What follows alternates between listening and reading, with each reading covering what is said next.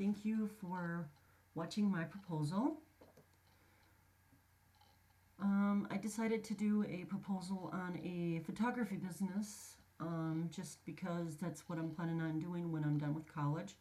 And maybe a couple of years after that, I'll probably get into the wedding photography business. So this has actually been very helpful for me to do all this research. Anyways, my proposal is called Improving Our Wedding Photography Business Proposal. My audience is Frida Jones, president of Simply Me Photography, Ann Rhodes, loan officer at the Tomah Area Credit Union. The background of Simply Me Photography is that we have been in business now for 2 years. We have served over 200 clients, and we specialize in family, maternity, and engagement portraits. We did do some wedding photography, a couple weddings, but they just didn't pan out like we thought because we didn't have the equipment that we needed, which I'm going to be getting into. The statement of our problem is that we don't have the proper equipment, like I said. We don't have the right lenses. We also need to look into different marketing strategies, and we need to compare the prices of other wedding photographer vendors in the area. Until we do this, Simply Me Photography actually loses out on revenue and reputation. So what we need to do, what and why we need to address this problem, we need to compare Nikon lenses. We need to purchase them. We need to look into marketing strategies, and we need to do a price comparison with other wedding photographers in the area, and then create a package or a few packages of our own. If we address all of the above, we should become one of the most popular wedding photographers in the area that people will hire us to shoot on their special day.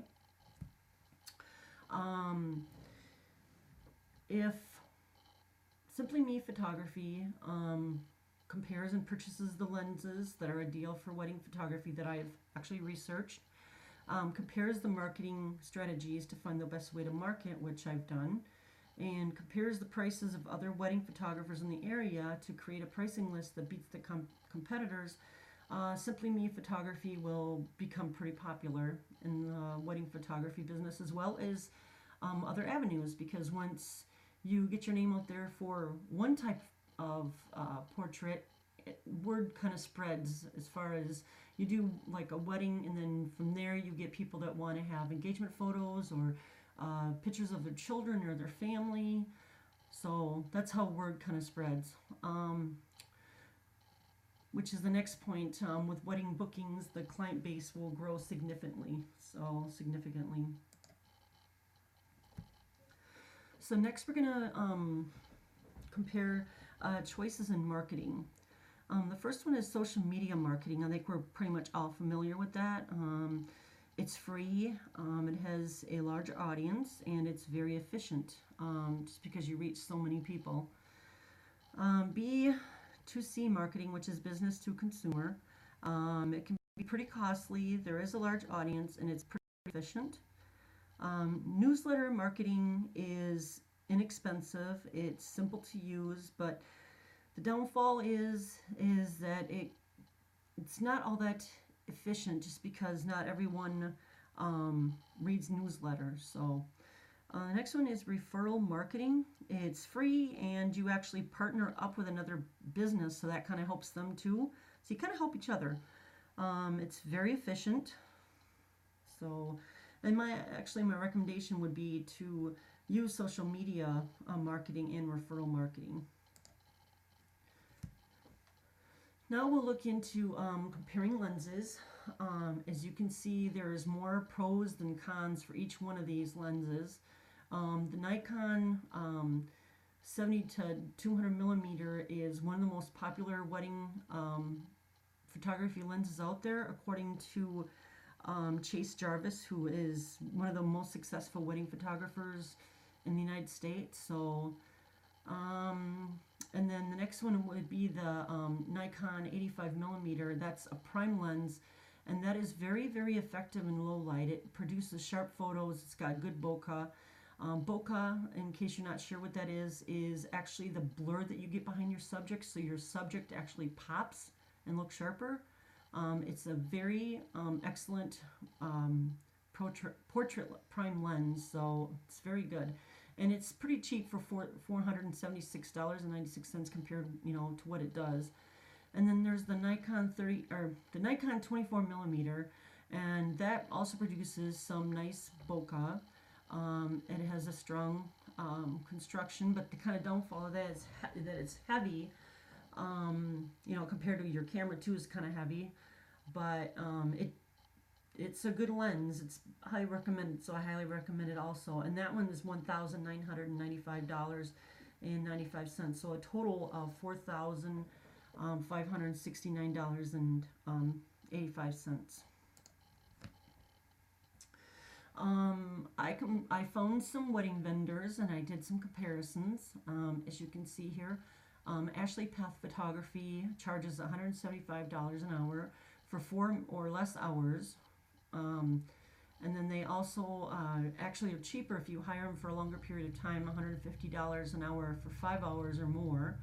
And then Me Photography and Design, they have a full day package, and it's 8 hours of coverage, and it's $1,050, and it includes 1 hour session of your choice, trash the dress, boudoir, or engagement session. And then there's TLA Photography, and she has a couple of packages that has things that go with the packages. So 6 hour packages, $1,800, and their 7 hour package is actually $200.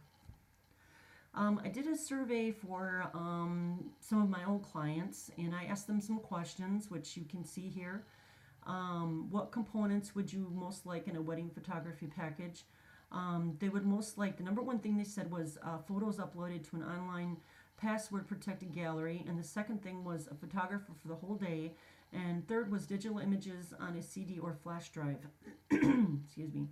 And then the other question here was, what would make you most likely to book a wedding photography package? And the number one answer was the price of the package. So the next one is, you are looking for a photographer. What do you look for to convince you that you want to book them? So the number one thing that they said was quality of images. The next thing was, what would put you off booking a photographer? And that is lack of information on their website, like for example, no packages or price limit lists.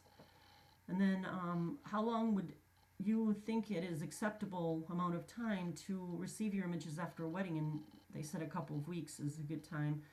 And then how they usually hear about photographers offering their services.